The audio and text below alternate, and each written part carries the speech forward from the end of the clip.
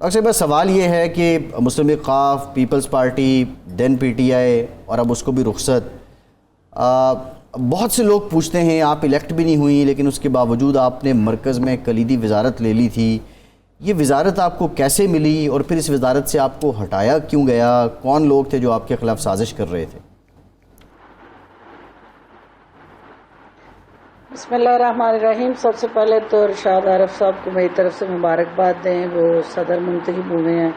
اور لیڈری کرنا کوئی اتنا آسان کام نہیں ہوتا، تو وہ آپ کی صحافی برادری کے لیڈر ہوتے ہوئے اب انہیں پتہ چلے گا کہ کتنا مشکل ہے ووٹ کو لے کے پھر اس کے تقدس کو بحال رکھنا۔ جہاں تک میری ذات کا تعلق ہے تو دیکھیں، میرا جو جس دن سے میں سیاست میں آئی ہوں میرا فوکس اور ٹارگٹ ایک ہی رہا ہے۔ نہ تو میں کاروبار کے لیے سیاست میں آئی ہوں اور نہ روزگار کے لیے سیاست میں آئی تھی، کیونکہ میں تو ایک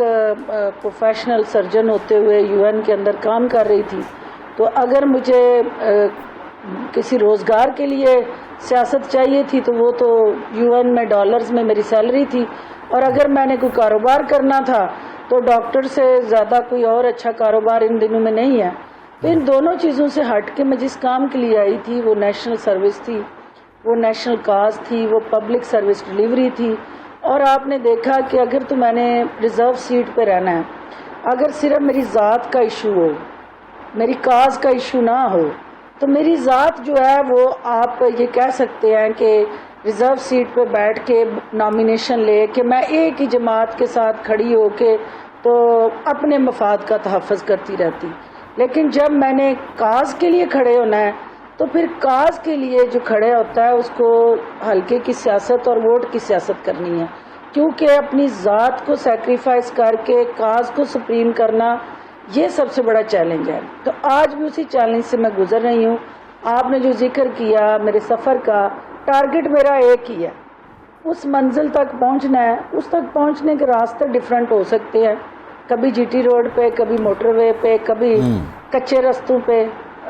رکی نہیں ہوں، میں چلتی جا رہی ہوں، لیکن شاید کوئی منزل جس پہ ہم پہنچنا چاہتے ہیں ہمیں مل جائے۔ بدقسمتی سے وہ منزل جو ہے ہر دن قریب آنے کی بجائے دور ہوتی جا رہی ہے، اور میری طرح کے بہت سارے اوورسیز پاکستانی جنہوں نے یہ آسیں اور امیدیں باندھی کہ پاکستان کو بدلنا ہے، حالات کو بدلنا ہے، نظام کو بدلنا ہے، پاکستان کے اندر سوچ کو بدلنا ہے، تو اس کے لیے سسٹم میں آنا ہے۔ تو وہ سسٹم میں آنے کا گناہ جو ہے اس کا کفارہ ادا کرتے کرتے یہاں تک پہنچی ہوں کہ پہلے آپ نے کہا کہ میں الیکشن ہار گئی تھی۔ ہاں، میں نے 95,000 ووٹ لیے تھے، تو اس لیے میں 10,000 ووٹ لے کے بھی لوگ پارلیمنٹ میں بیٹھے ہوئے ہیں، تو میں 95,000 لے کے ہار گئی تھی۔ لیکن اس کے بعد کیا ہوا کہ جو ہرایا کس نے تھا؟ پی ٹی آئی نے ہرایا۔ کو کس نے میرے مقابلے میں انڈیپینڈنٹ لوگ کھڑے کیے؟ پی ٹی آئی۔ کس نے with in P T I election کے دنوں میں جو کنٹیسٹ کیا وہ ڈاکٹر فردوس کو ہرانا ٹارگٹ بنایا؟ وہ کون لوگ تھے؟ پی ٹی آئی کے وہ اسٹریٹ بوائز، ٹین ایجرز اور وہ نابالغ نومولود سیاسی بچے جن کو خان صاحب نے سیالکوٹ کے ضلع کی قیادت کے لیے چنا۔ نہیں، آپ کی مراد عثمان ڈار ہیں۔ آج وہ پریس کانفرنس کر کے سیاست چھوڑ رہے ہیں اور سیاست سے اپنے آپ کو لا تعلق کر رہے ہیں۔ ہم نے تو سیاست نہیں چھوڑنی، ہم نے تو اس ملک میں رہنا ہے، ہم نے سیاست بھی کرنی ہے، عوام کی خدمت بھی کرنی ہے۔ اور نہیں ڈاکٹر صاحبہ سوال یہ ہے کہ آپ کو ہروانے میں پی ٹی آئی کے جو آپ کردار کی بات کر رہے ہیں وہ عثمان ڈار ہیں یا وہ دوسری جو بریال فیملی ہے آپ ان کا ذکر کر رہے ہیں؟ دیکھیے، بزدار جو بریار فیملی ہے وہ تو ابھی پی ٹی آئی کے اندر آئی نہیں تھی، ان کو تو میں لے کے آئی تھی، وہ تو پی ایم ایل کاف کا حصہ تھے اس وقت بھی، انہوں تو الیکشن پی ٹی آئی سے نہیں لڑا تھا، وہ تو میں ان کو لے کے آئی تھی اپنے حلقے میں، اور اپنے حلقے میں الیکشن جو 12 پنجاب میں پی ٹی آئی سیٹیں ہار چکی تھی تو واحد میرا حلقہ تھا جس میں نے وہ سیٹ جیتی تھی، تو اس کا ریوارڈ بھی آپ نے دیکھ لیا کہ بجائے اس کے کہ وہ مجھے ریوارڈ ملتا تو مجھ سے استعفیٰ لیا کیونکہ وہ بھی ایک علیحدہ داستان ہے، اس کے تانے بانے بھی بنی والا سے ملتے ہیں اور ایک ہی گھر اور ایک شخصیت سے ملتے ہیں۔ ڈاکٹر صاحب معذرت کے ساتھ میں قطع کلامی کر رہا ہوں، ہم یہی آپ سے اصل میں یہ پوچھنا چاہتے ہیں۔ انہوں نے کہا کہ کون تھا شامل ہروانے میں۔ دیکھیے پہلے دن سے from the very first day, جب سے میں نے پی ٹی آئی جوائن کی، سب سے پہلے میرا پی ٹی آئی جوائن کرنے کے راستے میں جو سب سے بڑا ایک چٹان کی طرح کھڑا ٹولہ تھا،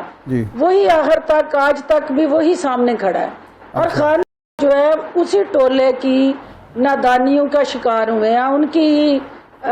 جو اٹکیلیاں تھیں وہ خان صاحب کو لے ڈوبی ہیں۔ اچھا، میں پوچھنا یہ چاہ رہا تھا کہ آپ آئیں، آپ کو پہلے وفاقی وزارت ملی، پھر آپ کو وہاں سے ہٹا دیا گیا، پھر آپ کو صوبے میں ذمہ داری ملی، پھر آپ کو وہاں سے بھی الگ ہونا پڑا، تو وہ کون سے کردار تھے جنہوں نے نہ آپ کو مرکز میں ٹکنے دیا نہ صوبے میں ٹکنے دیا؟ وہ کون اتنے طاقتور تھے کہ ایک ایسی خاتون جو براہ راست الیکشن میں جیتتی رہی ہیں، جو میڈیا کو ہینڈل کرنا جن کو آتا ہے، وہ نہ صوبے میں ٹک پاتی ہیں نہ مرکز میں ٹک پاتی ہیں؟ یہ ایک المیہ تھا ارشاد صاحب کہ آپ بھی اس حقیقت سے آگاہ ہیں، اور آپ سے کئی دفعہ اس پر ڈسکشن بھی ہوئی کہ جو ہمارا ایک ایسا ٹولہ پارٹی میں ہائی جیکرز کا، جس کا سیاست سے کوئی لینا دینا نہیں تھا، گراس روٹ لیول پہ ان کی کوئی کنیکٹیوٹی نہیں تھی،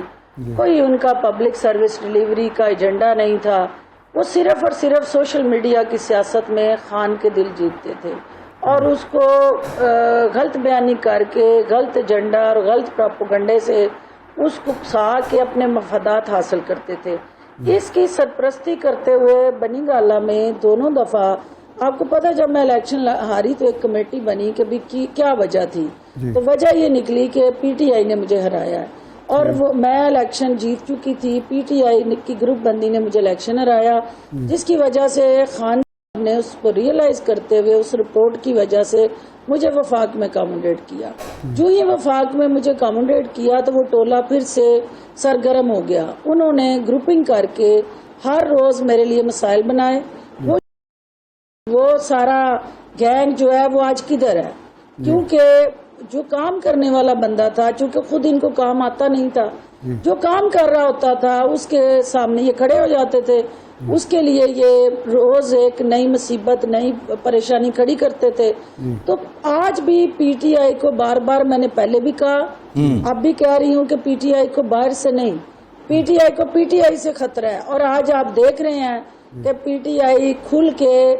تاش کے پتوں کی طرح بکھر کے ایک دوسرے کے سامنے آئی۔ تو پارٹی انٹرسٹ میں نے وہ کام بھی کیا، کیونکہ خان کا یہ بیانیہ تھا کہ مجھے پنجاب میں لاہور ہمارا مورچہ ہے، پنجاب ہماری مین بیٹل گراؤنڈ ہے، تو ہر حال میں آپ پنجاب جائیں، اور سیف اللہ نیازی کے ذریعے مجھے بنایا گیا۔ اور جب میں پنجاب پہنچی تو وہاں جو کرپشن کی ایک لمبی داستانیں واٹس ایپ پہ صاحبہ جو ہے وہ چلا رہی تھی پنجاب کی گورنمنٹ، اور پھر میرا جرم یہ تھا کہ میں نے سچ بتایا خان کو، میں نے حقائق بتائے کہ پنجاب کا بیڑا ڈاکٹر صاحبہ یہ جو کرپشن کے الزامات ہیں، ڈاکٹر صاحبہ یہ جو کرپشن کے الزامات ہیں، اس کا مطلب ہے پھر تو آپ ان کی گواہ بھی ہیں کہ یہ آپ کے سامنے، جب آپ نے وزارت اطلاعات سنبھالی تو یہ آپ کے سامنے سب کچھ ہو رہا تھا۔ دیکھیے میں نے جو سب سے بڑی میرے بیوقوفی کہہ لیں، نیک نیستی کہہ لیں، پارٹی مفاد میں ایک ایسی سوچ کہہ لیں کہ جو ادھر جو ہو رہا تھا اس کو دیکھتے ہوئے آنکھیں بند کرنے کی بجائے، لیکن کسی کی جرت نہیں تھی، ہمت نہیں تھی کہ وہ خان کے سامنے یہ بات کرتا۔ یہ میری غلطی کہہ لیں یا میرا ضمیر مطمئن ہے کہ میں نے جو حقائق تھے وہ اپنے لیڈر کے سامنے رکھے، بجائے اس کے کہ وہ ان کے خلاف ایکشن لیتے، بجائے اس کے کہ ان لوگوں کو سنب کرتے۔ انہوں نے یہ کہا کہ جی انہوں نے کہا کہ یہ تو آپ نے بھیجا تھا اس کو امیج بلڈنگ کے لیے، یہ جتنی باتیں آپ مجھے بتا رہے ہیں یہ تو وہاں اس کا مطلب ہے کہ وہ کے خلاف جا کے کام کر رہی ہے، تو لہٰذا اس کو فی الفور ہٹایا جائے، تو اس کو تو کوئی برا کہہ نہیں سکتا، ڈاکٹر صاحبہ کیسے جرت کر لی کہ اس کے حوالے سے آپ کو کہہ دیا۔